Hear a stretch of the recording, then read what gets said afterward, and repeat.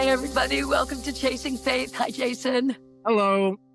So it's Grammy Sunday, and we are going to chase faith and also dreams and visions with a nominee.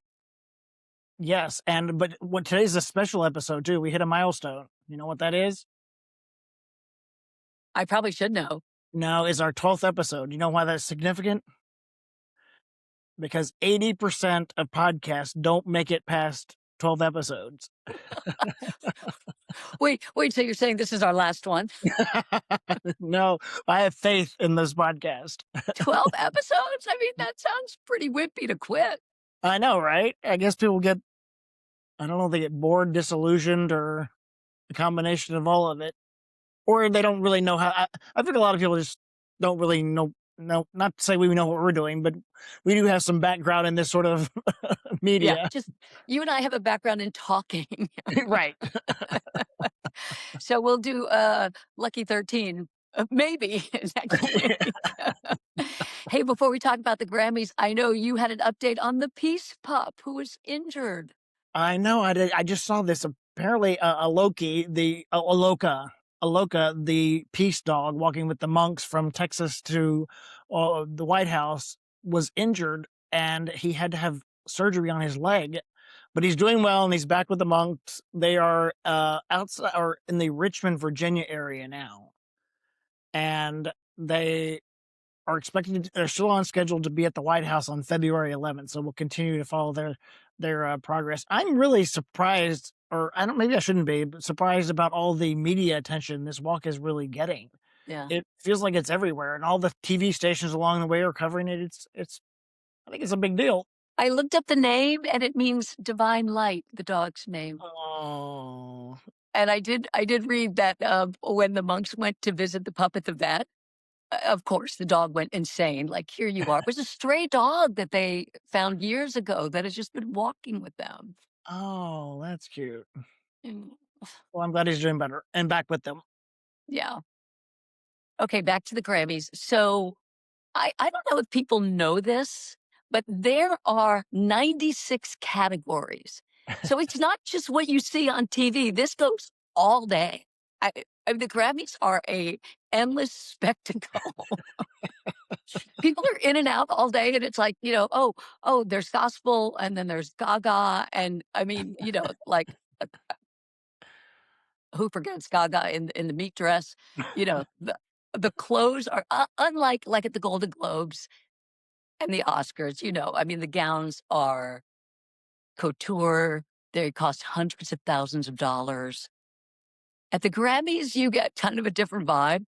Although, oh my gosh, Jason, one year, this is ages ago, I was covering the Oscars, and Demi Moore, who is even more gorgeous now than she was then, and always looked stunning. But do you remember when she showed up in a homemade dress that was spandex bicycle shorts and a corset and a skirt over it? Oh, I do remember that. I do remember that. She is stunning, though. My goodness, she is stunning. Oh, I saw her at an event not too long ago, and she is a vision. But that year, it was raining, like raining on prom night. It was raining on the Oscars, and I was covering one of the after parties, and I was leaving, and she was coming in, and it started to pour. So we both like stopped for a second under an awning, and like hi, and it's that moment with women where you are supposed to say, "I love your dress," and I was just kind of like. How big of a white lie do I want to tell? Right. That's funny. But my favorite Grammy memory, when I was working for CBS, we did a pre-show.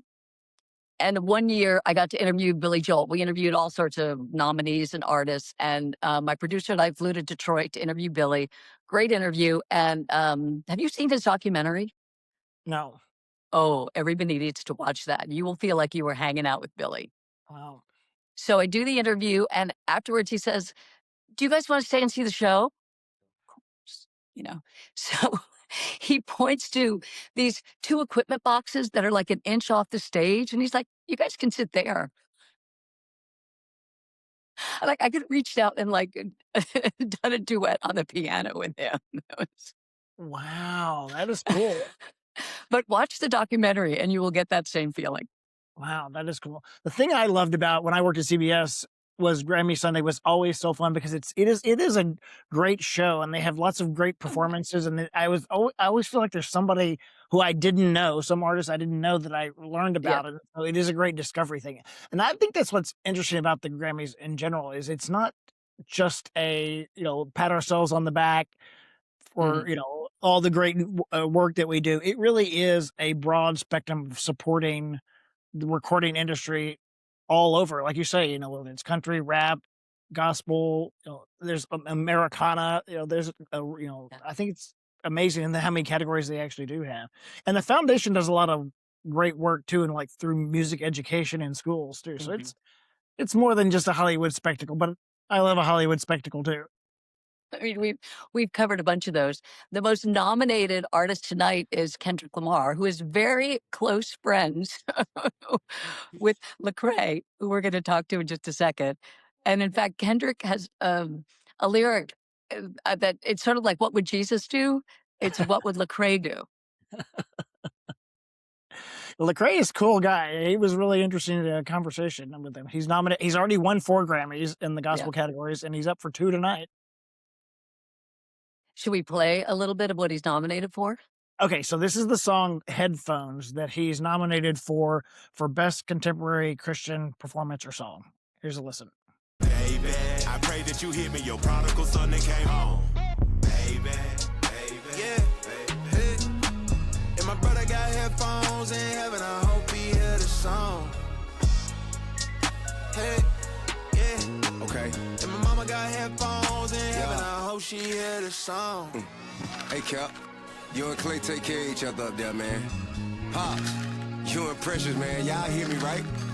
Me and my guardian angels been arguing lately. Could they say I won't go where God trying to take me? Now Satan is on me, you're taking his toll. Carry the weight, I know God in control. Bless me with all of the diamonds and gold. Stack so much dough till it's harder to fold. From millions to thousands to hundred. Blessed us from then until now in the bundle. Commas, oh comma, make me a winner. Still I'm a sinner who running from something. I made him a promise. No matter the sin, the devil never will win. It is almost a sweet song. It's about he wishes his dead relatives, his mother particularly, could see his success and hear his music now. Yeah. I feel like he a hip hop Christian artist when he won the first Grammy for gospel album. It was like almost shocking to people. But I feel like his lyrics are kind of like the Psalms. I mean, they are poetry. Yeah. I thought it was interesting too in the interview where he says he wants to write songs for like the mother that he sees in the mall, shopping and and just something they need a song. So he writes a song for this person or that person. Yeah. And I mean, our conversation, he is chasing faith and chasing Jesus. But tonight, I get the feeling he's not even chasing 2 more Grammys, although I'm sure he wouldn't mind. But he's going to be chasing around all the artists that his son wants to meet because his date for tonight is his son. I love it. So here's Lecrae.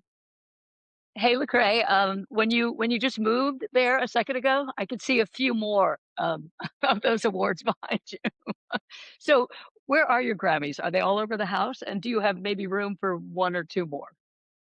Yeah, they're in this room in my house. This is like a shelf with a bunch of stuff on it, but I do have them over there. I have not made room. I just never anticipate winning whenever I go. I'm always like pleasantly surprised if it happens. So because it's not like something you have control over. It's not like I can get out there and play my hardest and then all of a sudden it happens. So you go and you enjoy the time. I'm taking my son with me, so he'll get to Ah, see all the festivities and that'll be yeah, cool. That's gonna be the highlight is just hanging out with my son. yeah. When you won the first time, Mhm. was that kind of a shock? Oh yeah, it was absolutely well. The irony of the first time is I so didn't believe that I was gonna win a Grammy that I wasn't. I was out on the red carpet still trying to get an interview. So my mom was like texting me like, "Get in here right now! Like they called your name, you won!" And so I'm running, to like get into the auditorium. And I barely made it to the stage. They had already given the speech for me, and I ran backstage and caught them after they did it. So it was crazy. I read that you feel like you've encountered God, and I want to know what that felt like. Oh man. I mean, it's an existential experience, you know. It's something that you can't put, you know, you can't logically articulate to somebody. But I would say there's a moment where you recognize your humanity and your existence, and then you recognize kind of your frailty in the Mm, grand scheme of everything, and you're like, whoa, I'm in a very big production, and I didn't even realize it. And and then it's in that moment where I think God really just reminded me, and like, as small and frail as you are, you're meaningful and mm. valuable to me, and I'm here, and I want to be a part of everything you have going on moving forward. And I think that's the biggest, that was the picture that I experienced. I heard you talking about a vision you had after Charlie Kirk died. And no matter Mm, what anybody thinks about Charlie Kirk, what came through to you, I thought, was an important message. First, you saw purple, which to me always means the presence of God or the possible mm, presence of God. mm-hmm, mm-hmm. Yeah. It was really kind of surreal. So I'm at the time I'm in South Africa, and I'm just kind of catching up. I don't really understand what's going on and what's happened. And so the time, you know, the timelines are different. And so I just kind of got caught up. By the time I saw what had happened, um, you know, America's asleep and I'm awake. And then so I'm like, I'm not saying anything. And then I was like, I don't know what to say. And then I went to sleep, and I was woken up out of my sleep. And the room was purple. And I was like, oh, maybe I'm dreaming, but I was wide awake, Mm. you know, and I'm like, why is the room purple? What's going on? And it was a vision, was so clear to me of, you know, him there, and not to be too graphic, but just, you know, the incident that happened, and then uh even his blood was purple. Mm. And then there was like another dimension, and in that dimension I could hear like laughing and jeering and excitement, and it was like, oh, there's a dark world that is excited about chaos and turmoil and infighting, and not peace and unity, and not us collaborating. And I was like, oh shoot, there's more to this than just a man's life being taken. There's excitement about the chaos that Uh, ensues, um, you know, amongst humanity in light of it. And that just really, that kind of like shook me. So, like, demons are real and they are cheering on the kind of crap that's going on now. Absolutely. Absolutely.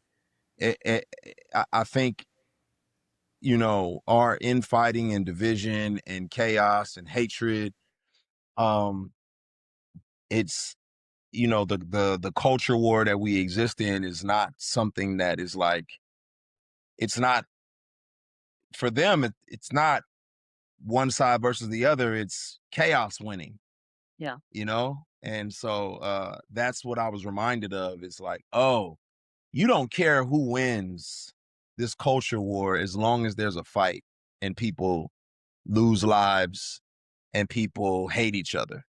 And that was very disturbing to me. So, as a Christian, I mean, we know Christians take sides now. As a Christian, Mhm. like Kendrick Lamar said, what would Lecrae do? What should we do? Yeah, what I was reminded of, um, there's a movie called Ben Hur, And in the movie, you know, Ben-Hur is, you know, this guy who's not supposed to be participating in these chariot games. And the Roman soldiers or the Roman emperor is questioned about this Jewish man in the chariot games, and he says, "Hey, the Jewish community is winning in our games." And the emperor said, "I don't care who wins as long as they are involved in the game." And what it said was, he's just worried about his empire. And I think that is the way evil works. Is evil only cares about the empire. We as believers should care about the kingdom. And if we're fighting over, empires crumble. Rome crumbled, Egypt crumbled. Like, empires are going to crumble. And if we have more allegiance to an empire than a kingdom, I think we will be no different than Babylon, Egypt, Rome, all those people who put the empire above the kingdom. And so as a Christian, I want to be known by my love. I want, regardless of what side of the political aisle I'm on, I want you to see me as a very loving, gracious, and understanding person who's willing to hear you and understand your perspective and say, it makes sense that you would, that's why this is the decision that you made, because of your story, because of your journey. And though I wouldn't make that decision, and though I wouldn't vote that way, I see why you've landed here. And though I may not agree, I love you. And I hope you know that. That's hard for me. It's hard for all of us, right? Yeah, it's hard for all of us.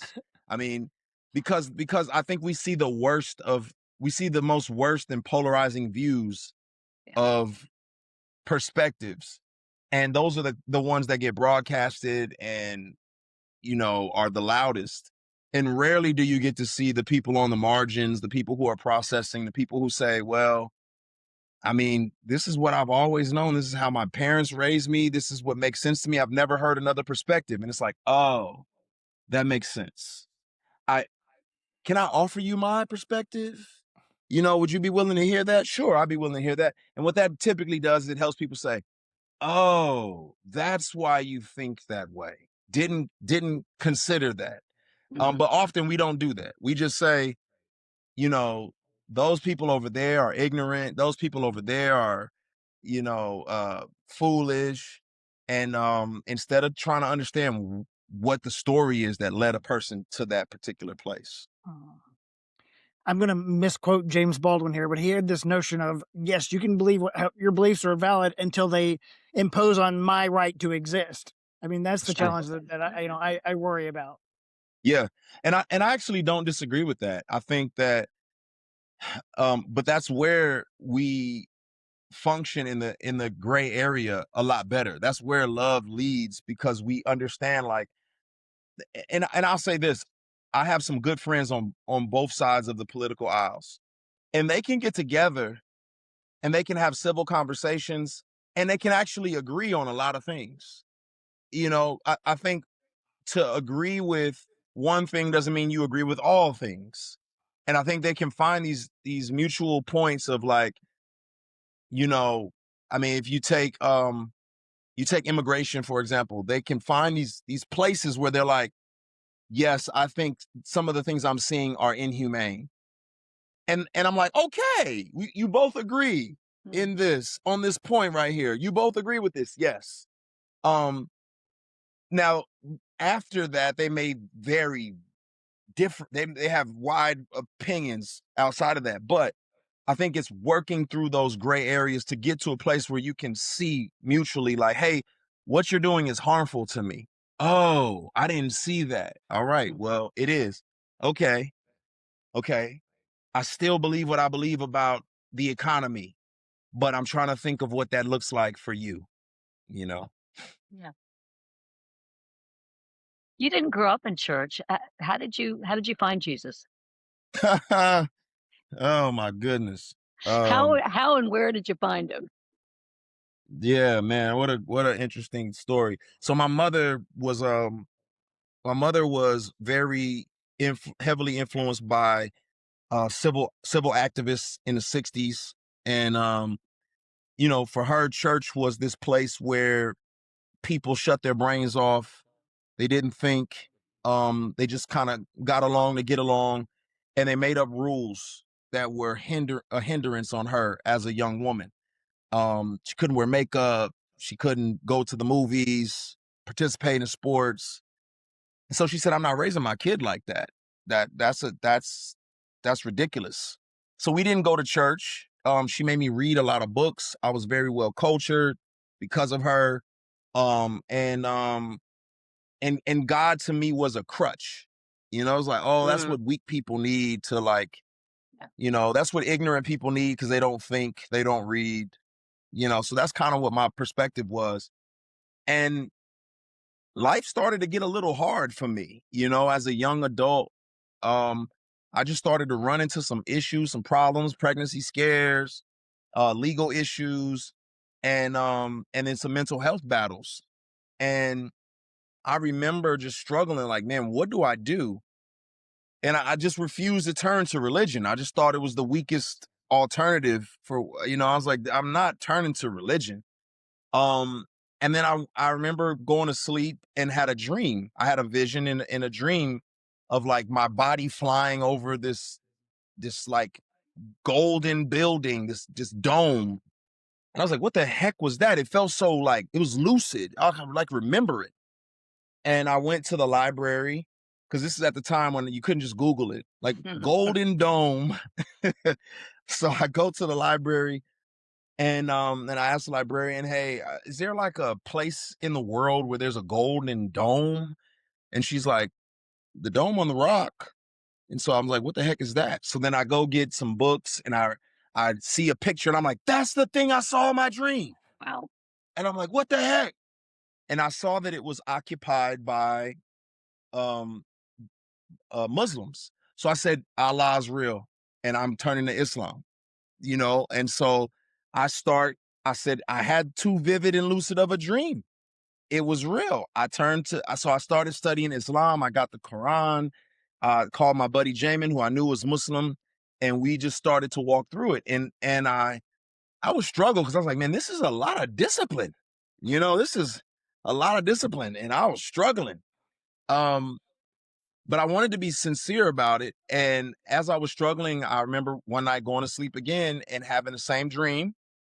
And this time the dome opened up and I was able to look inside, and underneath it was like a child, but I couldn't see his face, but he was carved of rock. And then there was on the child's face was like a beard. And I was like, I think that's Jesus, you know? And I was like, oh shoot, maybe Jesus is God. So now I'm just like, I don't know. I'm just confused. You know, I don't know what's what. And I'm open. So I'm like open to religion because I had these vivid, lucid dreams and I saw this dome. So I just started studying world religions. I studied Rastafarianism. I went to meetings. I'm like, oh, they smoke weed. I kind of like that. Let's try this out. And I went to a Bible study and I liked those people. They were kind of weird. They were really friendly.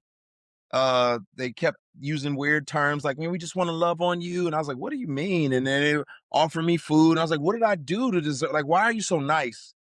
They invited me to a conference and I heard this message of Jesus that I had never heard before. And that's when this supernatural moment occurred for me. And I remembered, like, scales fell off my eyes. And I was like, oh my goodness, Jesus is real. He really died. He resurrected. He lives. He wants to forgive me.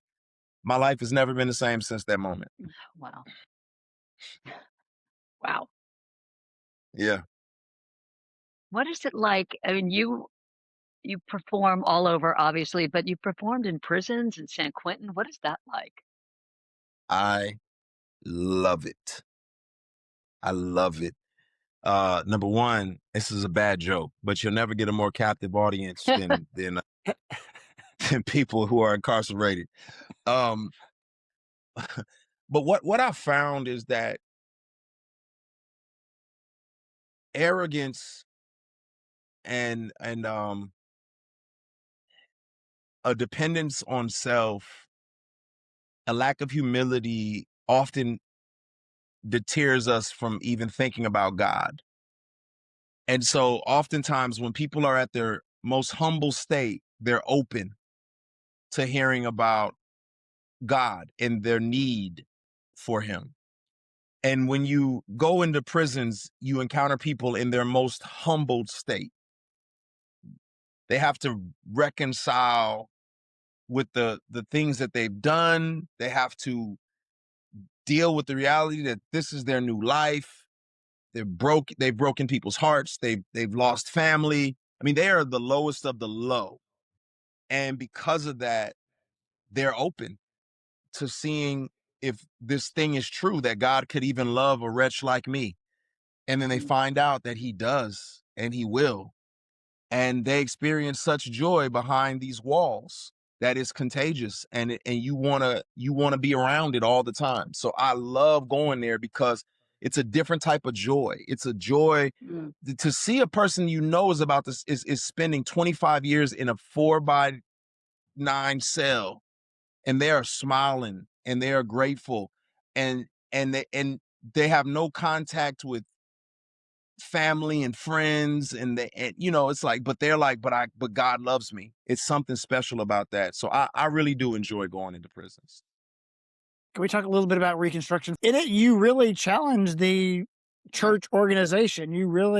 It's a kind of a call to action for change. Oh yeah, absolutely. I mean, I think the church specifically in America is probably more American than biblical.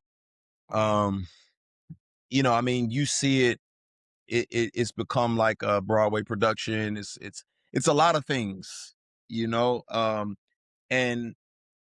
I'm not anti production and cultural nuances, but oftentimes the main thing is not the main thing. And there's an ingredient that I believe God has given us in this ancient Near Eastern culture that we've kind of thrown out and said, oh, we don't need that. Like, I know what they prescribed, but we kind of like what we're doing better.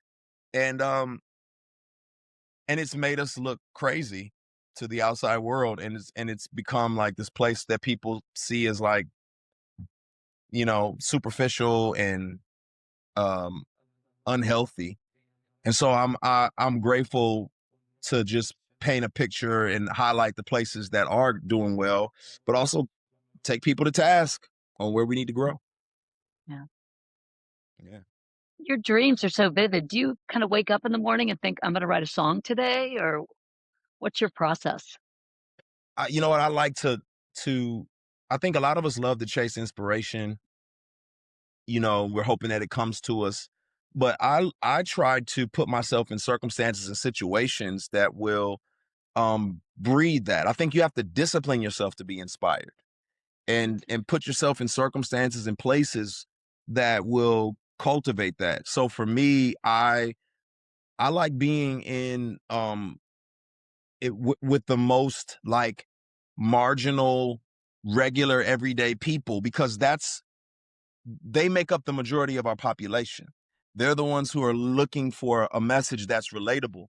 And if I'm just sitting in some beautiful penthouse in a hotel in Beverly Hills, they can't relate to that. So, I want to ride public transportation. I want to like take walks in the middle of the mall, and people are like, what are you doing here? And I'm like, hanging out with y'all, trying to chase inspiration. And you just see the mother with 3 kids getting on the train and her struggle, and you think of a song that would encourage her. You just see these situations and circumstances, and you put yourself in environments where this is a reality so that you can have a good song to write. You see the mom in the mall or the dad in the mall, and you could tell he's never been left with his daughter by himself. And for whatever reason, mom went out of town, and he's trying to figure out what size she needs to wear in the shoe store. And you're like, you need a song, bro. You need a song. But So, you are in a fancy place tonight. Who does your son want to see at the Grammys? oh my goodness, who doesn't he want to see? Now, I will say this: my son is he's into Latin music heavy. So, the Karol G's, the Bad Bunnies, like those artists are like everything for him. He's excited to see them and just to hear, what happens. And so that's a big deal for him. I don't know how that happened. He's fluent in Spanish.